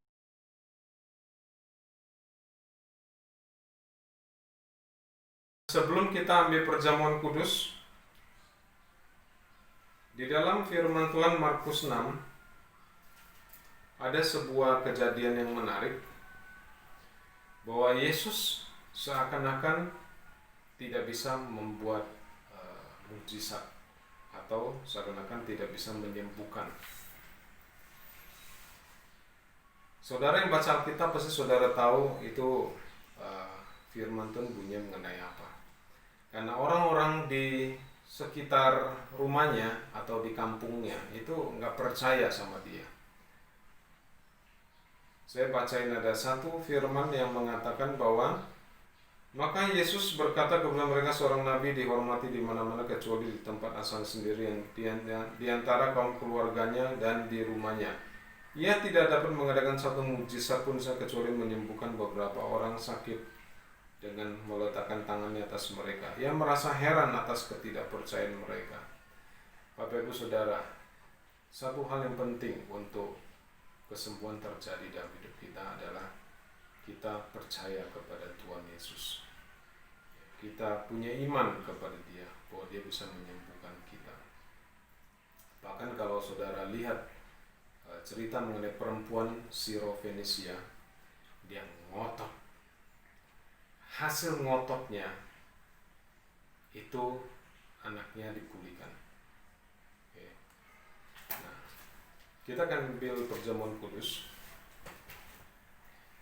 Saudara, jangan ambil perjamuan kudus sebagai suatu kebiasaan saja. Tapi saudara mesti percaya bahwa ini adalah tubuh Kristus, ini adalah darah Yesus yang bisa menyembuhkan saudara dan memulihkan hidup saudara. Mari kita ambil perjamuan kudus. Bapak ucap syukur untuk roti ini adalah tubuh Kristus yang dipecahkan buat kami. Yang percaya bahwa oleh bilur Yesus Kristus kami sudah sembuh. Bahwa Engkau telah mati buat kami supaya kami dipulihkan, diselamatkan, disembuhkan. Terima kasih Bapa, dalam nama Tuhan Yesus kami berdoa. Amin.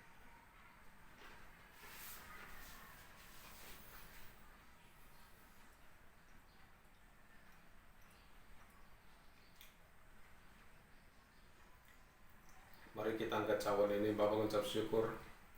Anggur ini adalah darah perjanjian baru dan darah yang dicurahkan buat kami semua. Kami ucap syukur Bapa bahwa oleh darah Yesus Kristus kami sudah disembuhkan. Kami berhak masuk ke tempat Maha Kudus Allah dan memperoleh pertolongan kami tepat pada waktunya. Terima kasih Bapa untuk darah Yesus. Terima kasih untuk kesembuhan. Terima kasih untuk iman akan kesembuhan yang Kau taruh dalam hidup kami. Dalam nama Tuhan Yesus yang berdoa. Amin.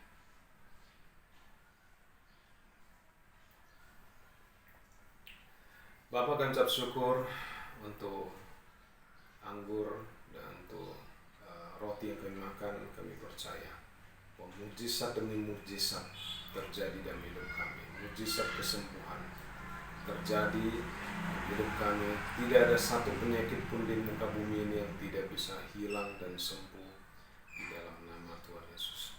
Terima kasih Bapa, di dalam nama Tuhan Yesus kami katakan seluruh tubuh kami sembuh dan sehat dengan sempurna dalam nama Yesus. Amin. Mari kita angkat tangan bersama-sama. Sebagai hamba Allah, aku memberkati jemaat NLAK dimanapun berada. Aku memberkati engkau di dalam nama Tuhan Yesus Kristus dengan damai sejahtera, dengan sukacita, dengan kebaikan dan kemurahan Tuhan menyertai engkau. Kemanapun engkau pergi, engkau menjadi terang, engkau menjadi garam, engkau menjadi berkat. Dimanapun engkau berada, apapun yang engkau kerjakan selalu berhasil. Selalu tersedia makanan di rumahmu, dan anak-anakmu akan menjadi berkat. Anak-anakmu akan menjadi terang, anak-anakmu akan menjadi garam dimanapun mereka berada. Aku memberkati setiap pekerjaanmu, apa yang kau kerjakan selalu berhasil. Di dalam nama Tuhan Yesus aku berdoa.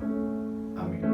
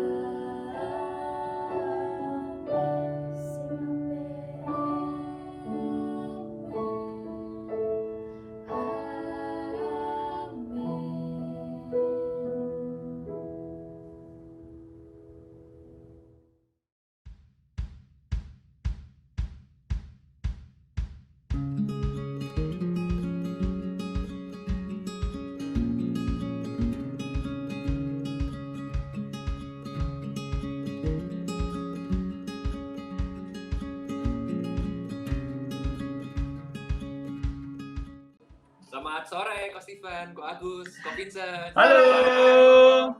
Halo Dimi. Halo sahabat. Oke nih, buat Koko nih. Aku mau nanya nih, kan selama pandemik ini Koko-Kokonya ada ngejangkau orang gitu kan, ada ngejangkau teman-temannya gitu kan. Nah, ini ada banyak-banyak cerita-cerita yang menarik nih. Boleh ceritain nggak sih gimana sih awal ceritanya penginjilan ini atau penjangkauan ini atau pelayanan ini dimulai sih? Jadi awalnya kita sebenarnya saya sih yang punya acara gitu. Nah, saya kebetulan suka main bulu tangkis. Nah, lalu teman-teman di sini pada ikutan juga. Nah, dan kebetulan ada teman saya, teman dulu sih teman SMP juga gitu, terus dia pengen gabung juga gitu. Nah, dari itu ya kita tertarik buat fellowship gitu sama dia. Itu semuanya bermulai. Itulah awalnya begitu. Kalau dari Koko sih ya Juli atau Agustus gitu, Koko lupa udah nggak ingat. Itu kan Koko sering ngobrol sama Agus sama Steven ya, dan kita kebetulan mereka cerita gitu. Dia bilang, kok saya terbeban nih untuk teman-teman saya di tempat main gitu di bulu tangkis. Saya rindu untuk bawa kabar baik sama mereka karena kan itu kan teman-teman seperjuangan mereka gitu, itu benar-benar seperjuangan itulah, seperjuangannya perjuangan. Nah itu. Nah jadi pada waktu itu juga Koko kan doanya juga ya setiap hari Selasa sama Jumat itu kan waktu kita doa jemaat itu kan selalu yang timbul yang paling sering timbul dalam hati kan, terutama waktu itu Taiwan kan Tuhan bekerja luar biasa di Taiwan ya, dan itu cuma ya waktu Koko berdoa ya Koko rindu gitu, maksudnya hal yang sama terjadi di Indonesia. Nah jadi waktu Agus dengar kayak gitu ya udah ikut aja Koko. Jadi waktu itu juga sempat izin, Koko izin untuk setiap hari Selasa itu Koko nggak ikut doa jemaat, nggak ikut doa bersama-sama bareng dengan jemaat. Jadi Koko ambil waktu ya untuk fellowship bareng sama Steven Agus. Nah jadi itu sih yang terjadi sama Koko ya. Memang dibawa dalam doa, terus tiba-tiba Koko melihat bahwa waktu Agus cerita, Steven cerita itu adalah seperti sebuah pintu yang Tuhan berikan. Jadi dari waktu itu ya sudah mulai terlibat gitu sih. Kalau dari aku memang dari dulu aku kalau doa memang minta jiwa ya. Minta jiwa memang setelah pas pandemik itu memang kan kita kan memang nggak bisa keluar gitu. Memang ini waktu saya buat berdoa gitu minta jiwa, benar-benar saya berdoa gitu loh. Saya tahu kalau misalnya Steven dan Agus dan Koinsan ini main bulu tangkis di vihara ini, main bulu tangkis, tapi saya nggak tahu nih kalau ada teman-teman mereka gitu loh. Saya nggak tahu kalau ada teman-teman mereka gitu. Sampai saya tanya ada siapa aja di sana, ada teman-teman si Agus sama Steven. Barulah saya minta Steven buat, kan boleh gak gue join nih main bulu tangkis. Gue juga punya hati karena saya tahu pintunya bakal terbuka dari mereka gitu loh. Dan dari situ kita berlanjut sama ya, saya izin doa juga. Terus kayak tiap malam gitu kita nggak bisa kadang karena penjangkauan kan, karena memang teman-teman si penanam di sini biasanya di malam hari gitu. Jadi mulai dari situ kita penjangkauan gitu. Oke, buat para Koko di sini nih, mau nanya nih, maksudnya kan dari cerita tadi kalian udah ya punya dorongan, punya foto dan segala macam. Nah, apa sih yang membuat kalian mau atau berani untuk melangkah dan menginjil gitu? Kalau dari Koko ya, dari Koko pribadi sih sebenarnya karena mungkin satu hal ya yang perlu kita itu juga waktu pergi kan kita bukan lagi waktu PSBB ketat. Jadi kalau nggak salah momen itu kita juga sudah mulai dengan kondisi itu sudah new normal gitu kan. Yang artinya juga kalau dari pemerintah juga itu sudah izinkan gitu kan. Jadi memang pada waktu itu ya memang sih ya ada pikiran untuk takut dan apa, cuma memang waktu doa dan Koko melihat bahwa itu adalah salah satu sebuah jawaban dari doa ya. Salah satu firman yang memberkati Koko pribadi kan waktu kita berdoa, kita kasarnya kita berdoa, kita minta pohon mangga, Tuhan bebas kasih kita. Tuhan bisa kasih kita biji mangga, Tuhan bisa kasih kita mungkin dari buahnya, gitu kan. Yang ya kita tinggal minta hidup bagaimana kita untuk mengenali itu kan. Nah, jadi pada waktu itu yang Koko lihat bahwa ini adalah sebuah pintu yang Tuhan sudah bukakan, gitu. Dan apalagi kondisi new normal, lalu juga pada waktu itu persebaran di Serang juga cenderung stagnan. Kalau dilihat dari statistik ya, dilihat dari info yang di website sih cenderung stagnan, tidak progresif banget. Ya, jadi udah sebenarnya waktu itu juga udah nggak ada alasan untuk nggak berani. Apalagi setelah melihat urgensi betapa pentingnya teman-teman untuk mengenal keselamatan ya, gitu. Tapi ya yang paling buat Koko pribadi sih, Koko hanya melihat bahwa betapa pentingnya teman-teman mengenal Tuhan gitu. Teman-teman ada orang-orang yang perlu mengenal Tuhan, gitu. Kadang Koko tidak mau berpikir saya takut dengan pandemi ini, tapi sebenarnya kan kalau mau dipikir-pikir dilihat dari sudut pandang kekekalan, justru yang lebih serem bukan masalah kena terjangkit coronanya gitu loh. Tapi yang paling serem kan ketika orang-orang yang kita sayang, orang-orang yang ada di dekat kita, relatif kita, itu meninggal tanpa mengenal keselamatan. Nah jadi waktu itu Koko juga putuskan untuk berani melangkah, gitu. Prosedur kita jalankan, ya kalau fellowship apa ya, waktu itu Koko juga ini ya, Koko selalu bawa masker, selalu bawa, gitu. Kalau dari aku sih ya, aku benar-benar punya hati gitu buat teman-teman aku. Bahkan jauh sebelum pandemi ini gitu loh, aku udah mulai masuk sama mereka gitu. Cuman belum kena aja gitu. So detik momen ini datang, kesempatan ini datang, ya aku nggak banyak pikir gitu loh, buat aku masuk aja gitu, berharap mereka bisa terima gitu loh kebenaran ini gitu loh. Aku benar-benar rindu gitu loh teman-teman aku diselamatin. Amin. Jadi satu komunitas lagi di sini dulu. Mungkin kita satu komunitas tapi bukan dalam satu komunitas yang sehat ya. Tapi aku mau gitu loh, teman-teman aku ada komunitas yang baik, kita sama-sama buat ini ya, buat satu gerakan, buat kita menginjil sama-sama gitu. Aku punya kerinduan seperti itu. Kalau dari saya sih, sejak saya kenal Tuhan Yesus, sejak saya mengalami Tuhan, ya tepatnya sejak saya lahir baru ya, saya udah setiap saya berdoa saya selalu minta sama Tuhan buat menangin teman-teman saya gitu. Saya mau mulai dari teman-teman saya dulu, karena saya rusak banget teman-teman saya, dan saya mau bener juga bareng-bareng teman-teman saya juga. Saya mau saya ngerasain sendiri, teman-teman saya ngerasain hadirat Tuhan, ngerasain apa yang saya rasain. Waktu cinta mula-mula Tuhan itu datang sama saya. Saya nggak mau teman-teman saya hidupnya gitu-gitu aja, saya mau di tengah-tengah hidup mereka. Wow, berarti bisa realitas surga menjadi lebih nyata dari realita kita di dunia ini ya, yang membuat Koko ini berani untuk melangkah dan pergi menjangkau teman-temannya. Ya maksudnya kalau memang kalau direnung-renungkan memang realita apa yang kekal itu bisa dibilang ya jauh lebih nyata gitu. Ya karena itu kan ketika kita ada di sana semuanya bicara tentang kekal yang nggak ada akhirnya gitu kan.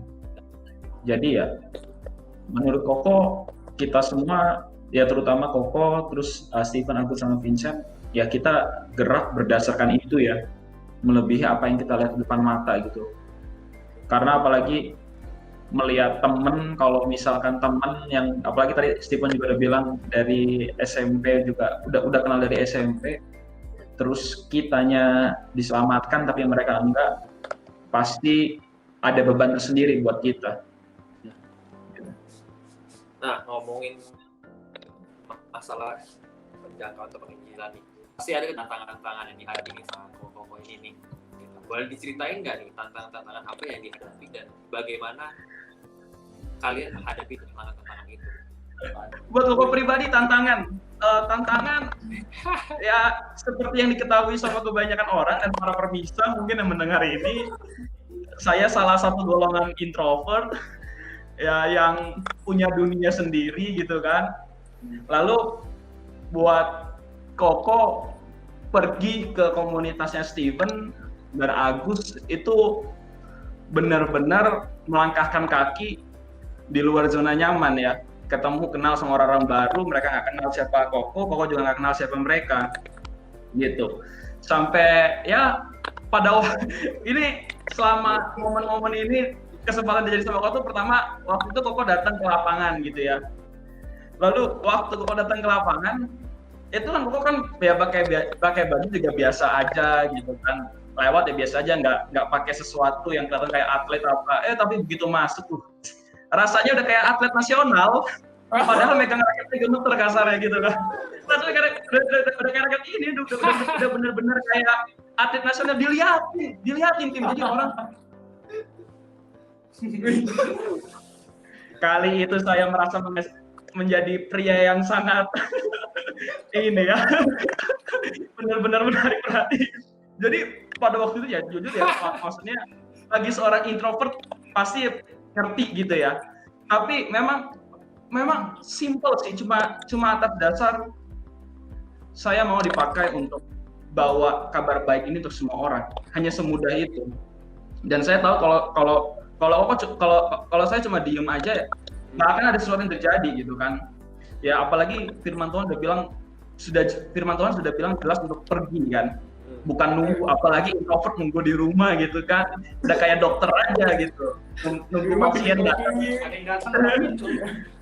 Nah, jadi waktu itu tantangan yang luar biasa. Jadi untuk pergi ke lapangan, kenal dengan komunitas baru, udah nyampe di sana masuk diliatin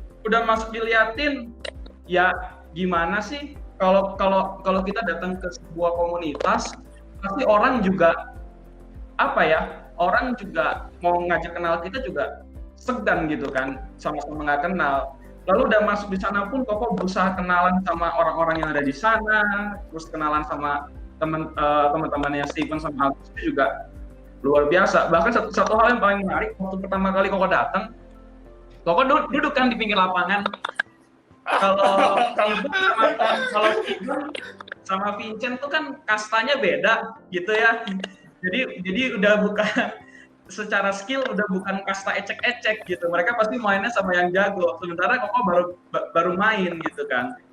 Ya kalau nggak percaya kasarnya main sebentar aja tangan udah kencang gitu kan, darah gini. Nah jadi Agus kalau nggak salah waktu itu belum datang kalau nggak salah. Jadi Vincent sama Steven, terus mereka main sama teman-temannya. Ya udah gue duduk aja diem. Ini kalau di sekolah terasa lagi disiplin gitu lah. Datanglah temennya mereka. Koko ajak kenalan cuma tukar nama doang. Udah. Wah, kata Koko. Tahu apa yang lebih menarik? Koko duduk begini.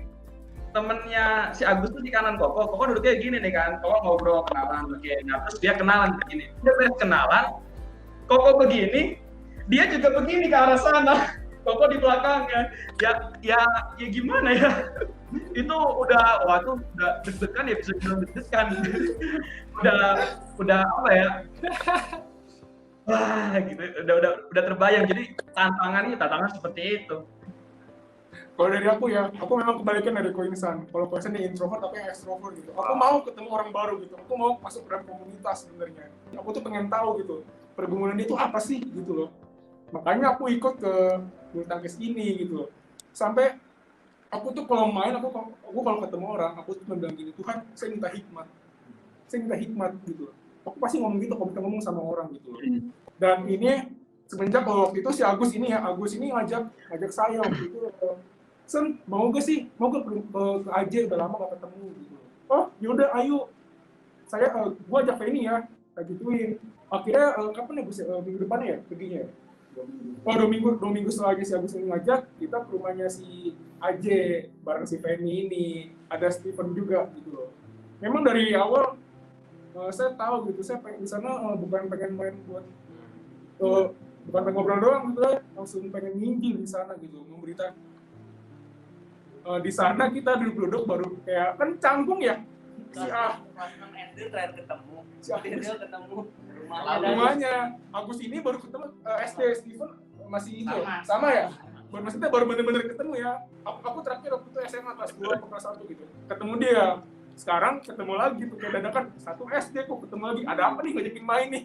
Kan orang juga kayak gimana gitu. Kalau buat aku sih ya,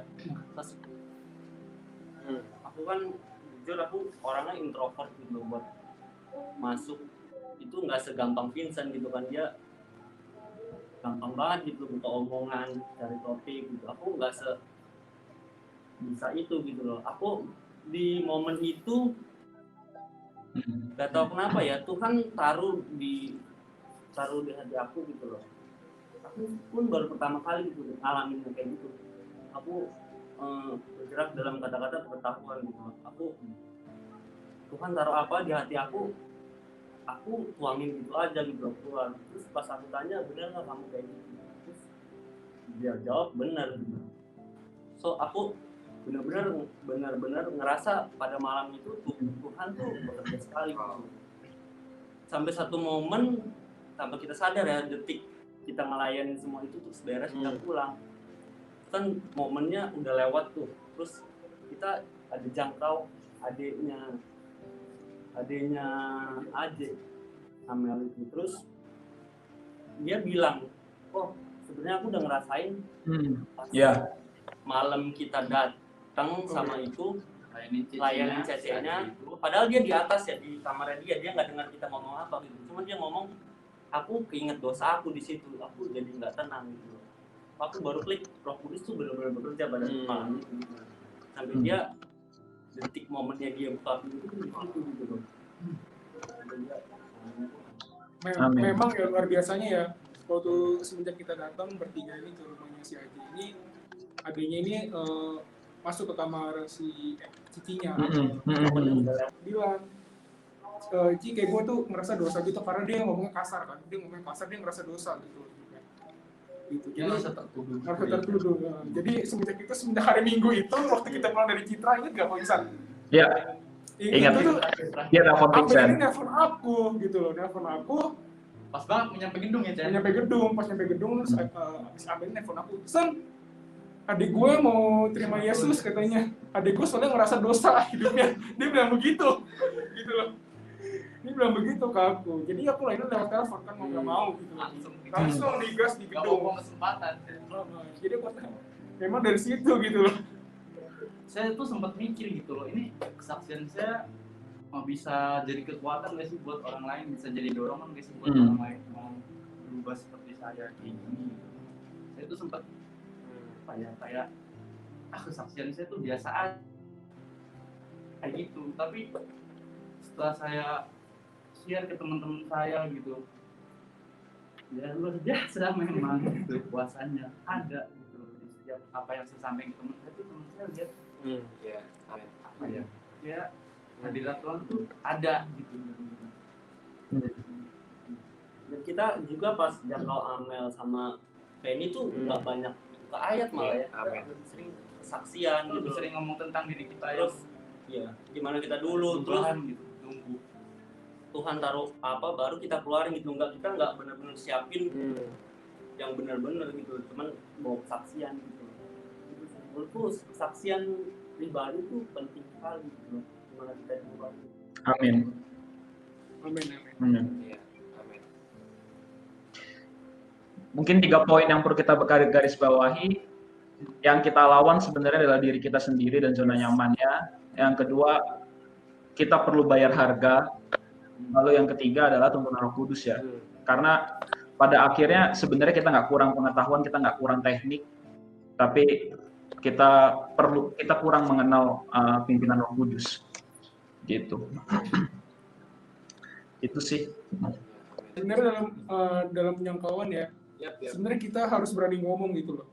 banyak teman yang pengen jangkau, kita punya hati aku pengen jangkau dunia, aku berapi-api nih, tapi kita nggak berani ngomong Injil ke depan teman kita gitu. Buat apa gitu loh?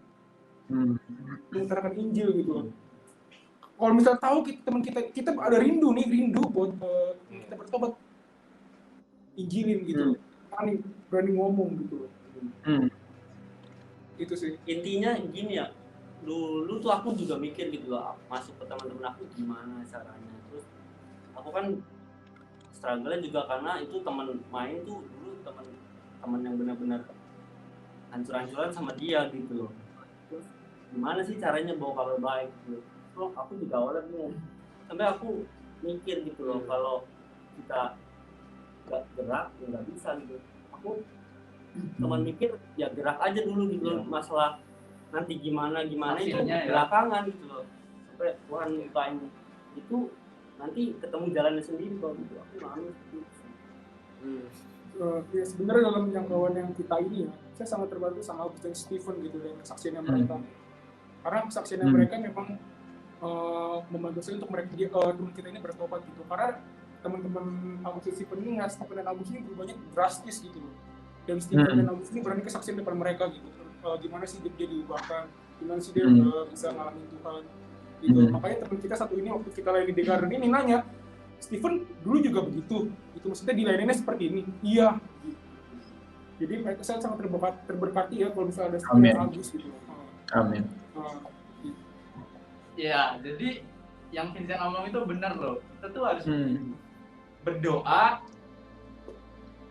dan ya ada kerjanya gitu loh. Jangan cuma doang. Nah, jadi kan ya memang kita harus ke omongan gitu, ke teman-teman kita gitu. Itu juga sebenarnya jadi tantangan sih buat saya karena dulu saya bener-bener begajulan gitu. Tiba-tiba datang teman-teman saya bawa kabar baik, beritain Injil gitu, ngomong baik. Teman-teman saya ya pasti bingung, orang kenapa gitu ya kan. Dari Iya betul. Amin. Percaya diri gitu loh, teman-teman nih percaya nggak sih sama omongan saya gitu loh. Saya tuh takutnya kayak gitu, teman-teman nih malah jadi ngejauh gitu loh. Tapi yang selama ini saya lakuin, saya ketemu teman-teman saya, ya tanpa saya belum ngomong juga mereka udah ngeliat sendiri loh, kok jadi gini, jadi berubah gitu, diem gitu, ngomongnya biasa aja, nggak tegas, nggak ada imbuhannya ya.